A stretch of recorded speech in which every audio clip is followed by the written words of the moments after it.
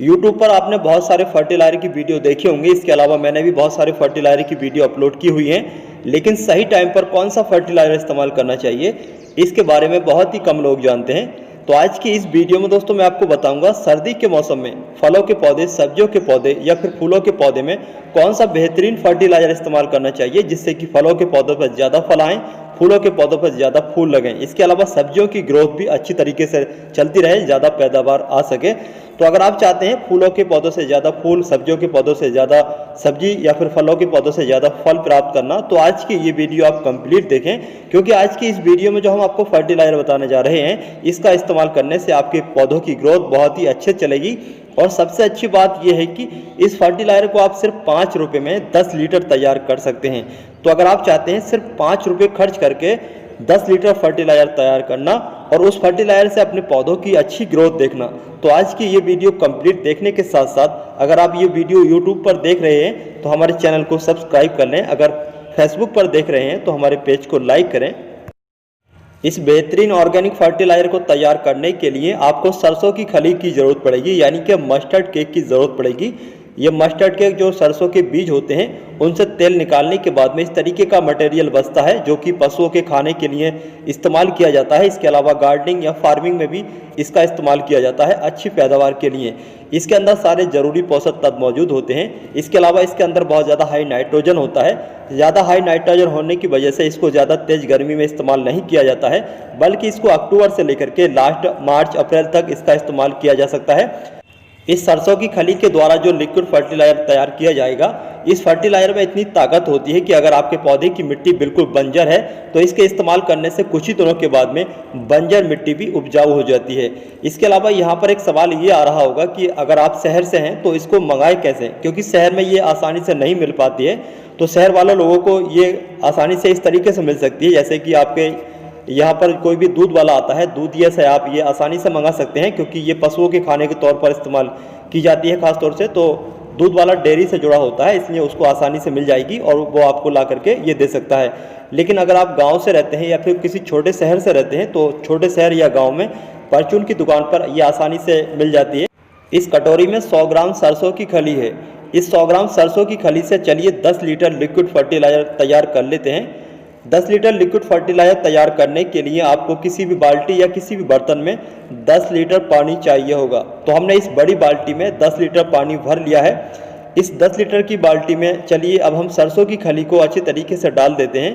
और सरसों की खली इस पानी में डालने के बाद इस बाल्टी को हम ऐसी जगह रखेंगे जहाँ पर डायरेक्ट धूप नहीं आती हो बल्कि छाया रहती हो, या फिर अंधेरे कमरे में भी आप इसको रख सकते हैं। अगर आप इसको डायरेक्ट धूप में रखेंगे तो इसका रिजल्ट अच्छे तरीके से नहीं मिल पाता है, बल्कि ये छाया वाली जगह में अच्छे तरीके से तैयार होती है।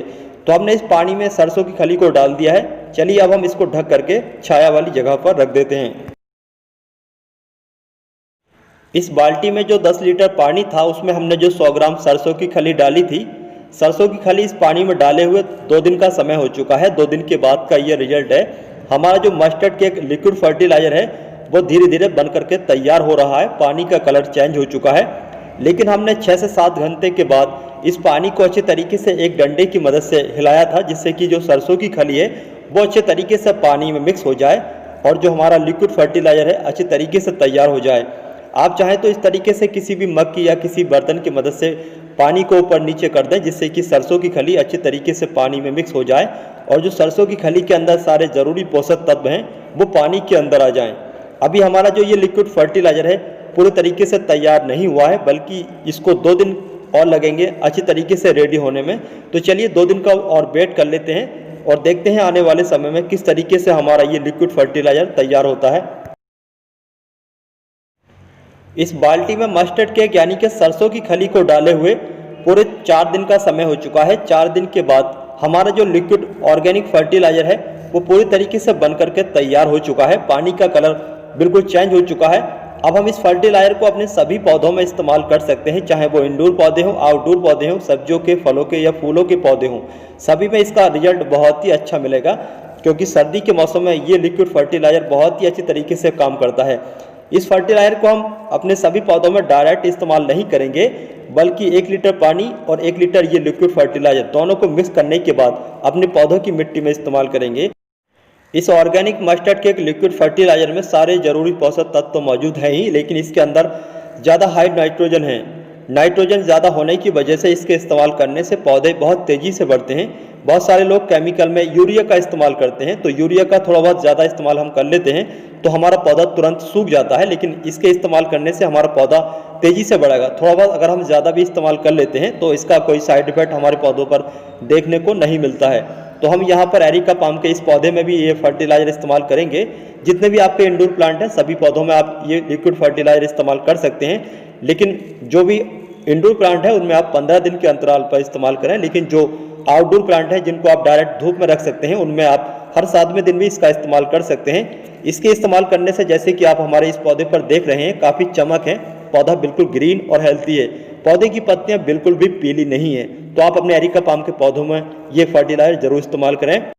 सर्दी के मौसम में ज़्यादातर लोगों की तुलसियाँ खराब हो जाती हैं, सूख जाती हैं, लेकिन अगर आप सही तरीके से सर्दी के मौसम में तुलसी के पौधे की देखभाल करते हैं और ये लिक्विड ऑर्गेनिक मस्टर्ड केक का फर्टिलाइजर इस्तेमाल करते हैं तो सर्दी के मौसम में भी आपका तुलसी का पौधा नहीं सूखेगा, बल्कि हमारे इस तुलसी के पौधे की तरह अच्छे तरीके से ग्रीन और हेल्थी रहेगा, अच्छे तरीके से ग्रोथ करता रहेगा। इस फर्टिलाइजर को आप तुलसी के पौधे में हर 7वें दिन इस्तेमाल करें। यह है दोस्तों हमारा मनी प्लांट का पौधा जो कि बिल्कुल ग्रीन और हेल्थी है। मनी प्लांट के पौधे को ज़्यादा हाई नाइट्रोजन वाला फर्टिलाइजर चाहिए होता है। ज़्यादा हाई नाइट्रोजन वाला फर्टिलाइजर अगर आप मनी प्लांट के पौधों को देते हैं तो आपका पौधा बहुत तेज़ी से तो बढ़ता ही है, इसके अलावा पौधे की जो पत्तियां हैं वो बड़ी बड़ी आती हैं। इसके अलावा पौधे की पत्तियों की जो चमक है, जो शाइनिंग है, वो बहुत ही ज़्यादा बढ़ जाती है। तो मनी प्लांट के पौधे की अच्छी ग्रोथ के लिए, पौधे की पत्तियों को साइज को बढ़ाने के लिए या फिर ज़्यादा शाइनिंग के लिए इस ऑर्गेनिक लिक्विड फर्टिलाइजर को अपने मनी प्लांट के पौधे में हर 7वें दिन जरूर इस्तेमाल करें। बहुत सारे लोगों की शिकायत ये रहती है कि सब्जी के बीज तो लगा दिए, पौधे भी उगाए, पौधे उगने के बाद पौधों की ग्रोथ बहुत ही स्लो है, पौधे बढ़ ही नहीं रहे हैं। तो अगर आपके साथ भी ऐसा हो रहा है तो आप अपने सब्जी के पौधे में ये लिक्विड फर्टिलाइजर जरूर इस्तेमाल करें। इसके इस्तेमाल करने से आपके पौधे तो तेज़ी से बढ़ेंगे ही, लेकिन इसके अलावा ज़्यादा सब्जी भी आने के चांस होंगे।